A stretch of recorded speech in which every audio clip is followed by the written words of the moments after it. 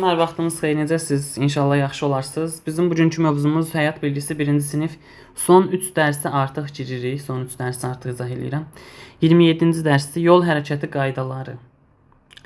Yol hərəkəti qaydalarını sizə izah eləyəcəm. Deməli, necə? Təhlükəsizliyimiz üçün yol hərəkət qaydalarını əməl edək. Bəli, hansı svetofora diqqət etmək lazımdır, hansı ışıqda keçmək lazımdır, nədə durmaq lazımdır, nədə hazırlaşmaq lazımdır, diqqətli olmaq lazımdır açığı. Hamısına bir fikir vermək lazımdır. Yol hərəkəti qaydaları nədir və o hansı şəkildə ona əməl edilir? Svetofor nə üçündür və neçə cür olur? Svetofor ümumiyyətlə o üçündür ki, deməli, piyadalar da doğru zamanda keçsin, və belə deyim, digər nəqliyyat vasitələrdə həmin piyadalara nəzərən daha düzgün zamanda hərəkət edə bilsin. Bu üçündür. Svetofor 2 cür olur. Birincisi piyadalar üçün olan svetofor, ikincisi isə sürücülər üçün olan svetofordur. Əgər ki, normal svetofor, daha çox gördüyümüz svetofor üç rənglidir. Qırmızı, sarı və yaşıldan ibarətdir. Qırmızıda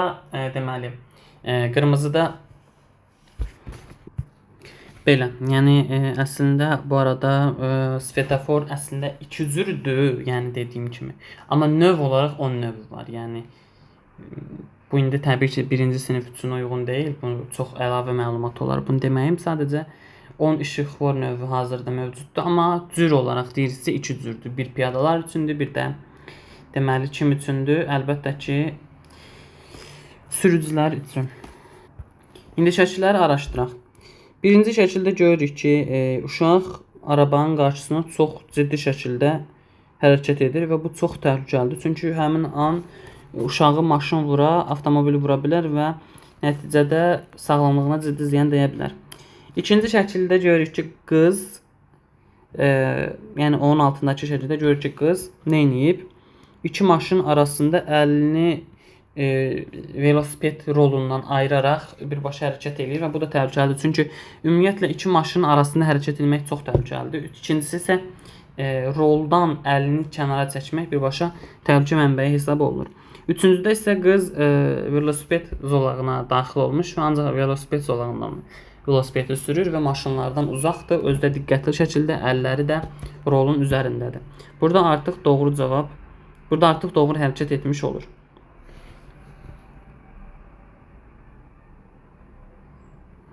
Svetofor olmayan yerlərdə hərəkəti kim nizamlayır? Piyadalar və velosiped sürənlər yolun hansı hissəsində hərəkət etməlidirlər?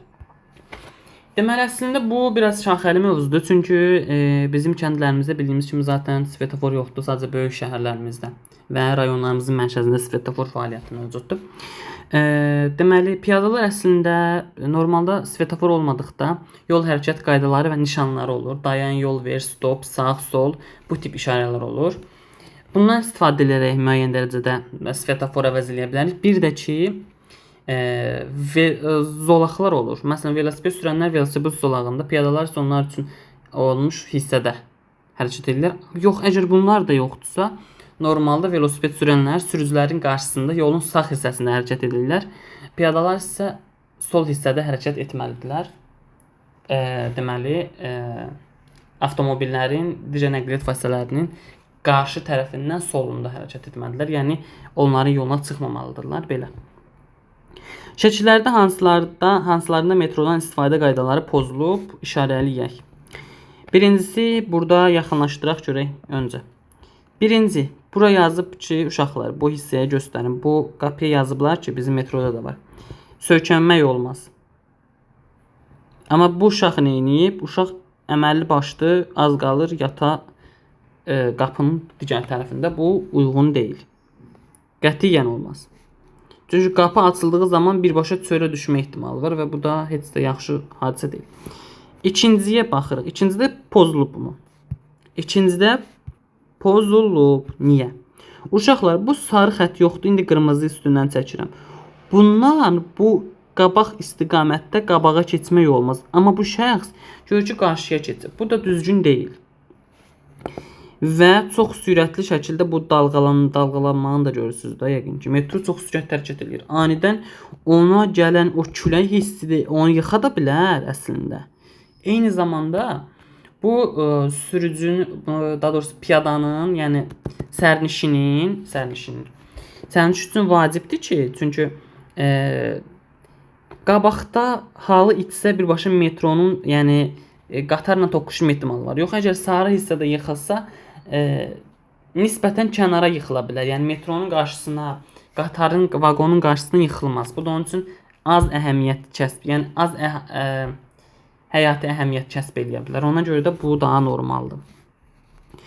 Bura baxırıq bir də. Buna bax hələ. Bu oğlan qadını qoyur, eskalatora minib yeriyən pləkanlardan. Üzü qarşıya tərəf qaçır. Bu nə dərəcədə düzgündür? Əlbəttə ki, yox. Əgər üzü aşağı olsa nisbətən rahat, amma üzü yuxarıya doğru çıxmaq artıq bu biraz problemli məsələdir də uşaqlar. Çünki daha təhlükəlidir. Həm də ki, yolun sağ hissəsindən hərəkət edir. Nə deyilir şeydə, metroda nə deyilir? Yox, əgər siz ötüb keçməli olsanız, yolun sol hissəsindən keçin. Yəni eskalatorun sol hissəsindən özü də yuxarıda tutulacaqlardan tutaraq hərəkət etməyiniz məsləhət görülür. Bu tutulacaqdan da tutmuyor və qaçır. Və özü sağ tərəfdən, bu da qətiyyən olmaz. Digər hissəyə baxaq. Burada nəqliyyat hadisəsi pozulmayıb.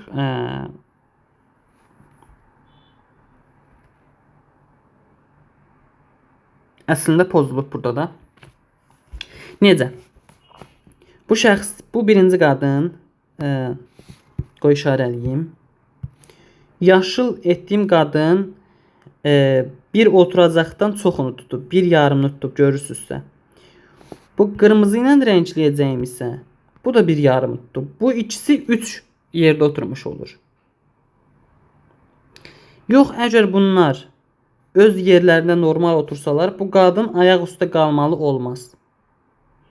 O da bir yerdə oturur və bu gələcək roz rəngdə rəngləyirəm. Bu qadın isə gəlib burada kimsə onun üçün ayağa qalxmalı olmaz. Bu da gələr elə bax bu rənglədiyim yerdə oturar. Bu düzgün deyil axı. Belə uşaqlar. Aha.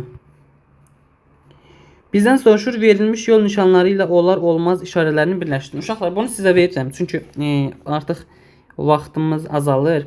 Bu hissəni sizə verirəm. Görəsən bunu tapa biləcəksinizmi? Əslində çox bəsitdir. Qırmızılarla yaşıllar bir-birindən fərqləndirəcək də çətin deyil məncə.